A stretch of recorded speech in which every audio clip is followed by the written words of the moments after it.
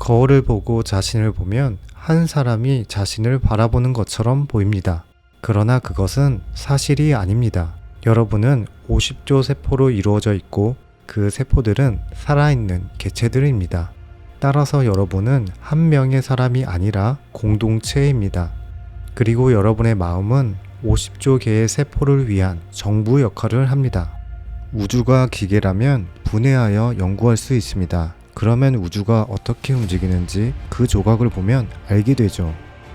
인간의 몸도 기계와 같습니다. 몸을 만드는 데에는 15만 가지가 넘는 다양한 단백질이 있는데 단백질은 신체의 물리적 구조를 제공하고 또한 기능을 제공합니다. 여러분은 단백질로 이루어져 있습니다. 에너지는 물 속의 파도와 같은 것입니다. 이것은 사실 물을 통해 움직이는 에너지입니다. 에너지 파동이 공간을 통해 움직이는 실제 형태입니다. 두 파동이 서로 다가올 때 무슨 일이 일어나는지 물으면 그들은 서로 얽히게 됩니다. 이것이 에너지 파동이 상호작용하는 방식입니다. 같은 크기의 두 개의 돌을 같은 높이에서 동시에 물에 떨어뜨리면 그 파동들은 위상이 맞아서 서로 강력해집니다.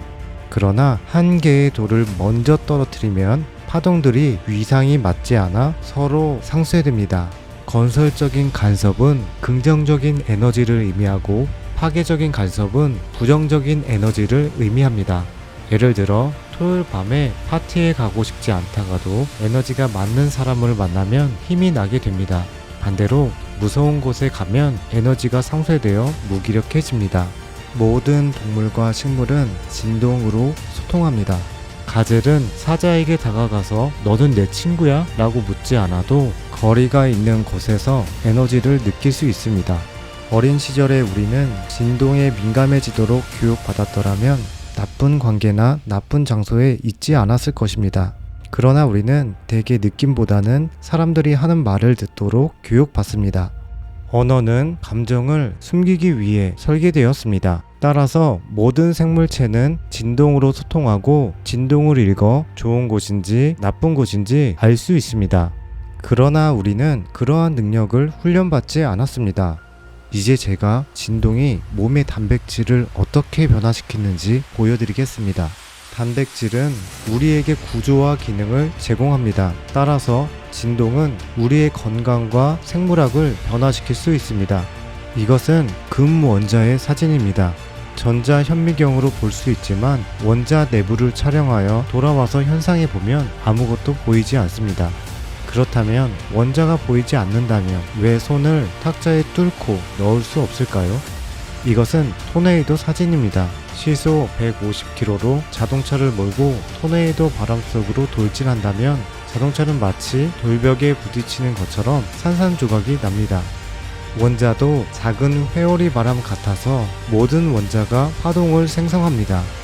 이러한 파동들이 합쳐져서 장을 형성합니다. 여러분은 원자로 이루어져 있지만 동시에 장이기도 합니다. 의학에서는 에너지를 연구하지 않습니다. 그 이유는 제약회사가 화학물질을 판매하기 때문입니다. 그러나 모든 원자는 에너지를 방출하고 흡수합니다.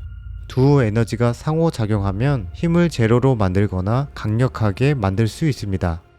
장은 입자의 유일한 지배기관입니다. 따라서 보이지 않는 에너지장이 물질을 형성합니다. 여러분의 삶은 장에 의해 통제됩니다.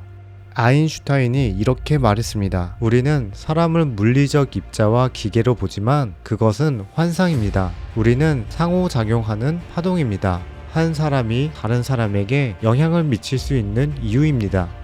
여러분의 모든 세포는 내부에 마이너스 전압을 가지고 있고 외부에는 플러스 전압을 가지고 있습니다. 살아있는 모든 세포는 배터리입니다. 모든 세포는 약 1.4V의 전압을 가지고 있습니다. 50조 개의 세포가 1.4V씩 가지고 있다면 여러분의 몸에는 700조 볼트의 전기가 있습니다. 훈련과 명상을 통해 이 에너지에 집중할 수 있고 그 에너지를 치유에 사용할 수 있습니다. 몸의 모든 기능은 이미 모든 세포 안에 존재합니다. 따라서 몸의 한 부분에 기관이 있다면 세포에는 미니어처 기관이 있습니다. 교과서에는 핵이 뇌와 동일하다고 말하지만 그렇지 않습니다. 핵은 뇌가 아니라 생식선입니다. 핵이 세포를 통제하지 않아요. 핵은 부품을 복제하는 거죠. 그러니까 당신이 죽어도 당신의 단백질 몸이 남아있으면 무엇이 빠진 걸까요? 신호가 빠진 것이죠. 그렇다면 신호가 단백질에 결합하면 단백질에는 어떤 일이 일어날까요? 움직여서 행동하게 됩니다. 건강하면 행동도 좋지만 질병이 있으면 행동이 옳지 않습니다. 단백질이 나쁘거나 질병을 일으킬 수 있는 것은 무엇일까요? 질병을 일으킬 수 있는 것은 단백질이 나쁘거나 신호가 나쁘거나 둘 중 하나입니다. 나쁜 단백질을 가진 사람은 태어날 때부터 그것을 가졌어요. 선천적 결함이 있는 유전자는 인구의 5% 미만입니다. 그렇다면 95%의 사람들이 건강하고 행복하게 살아야 할 텐데 어떤 것이 문제일까요? 세 가지 방법으로 신호를 망가뜨릴 수 있습니다. 첫 번째, 상처. 두 번째, 독소. 신체 내부의 화학적 성질이 좋지 않으면 신호가 화학 물질을 통과할 수 없습니다. 하지만 세 번째, 생각, 마음. 몸에는 아무런 문제가 없을 수도 있고 잘못된 시간에 잘못된 신호를 보내는 것일 뿐입니다. 생각이 생물학의 주요 원인입니다. 생물학을 제어하는 스위치 이름은 무엇일까요? 인식입니다.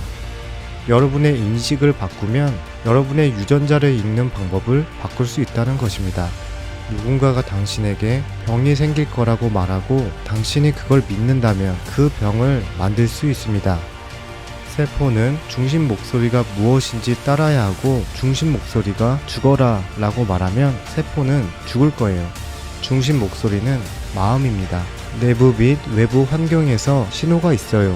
뇌는 신호를 인지하고 그 신호를 해석한 다음 세포에 정보를 보내서 행동과 유전학을 제어합니다. 그래서 뇌의 기능은 인식이고 그 인식으로부터 마음을 창조합니다.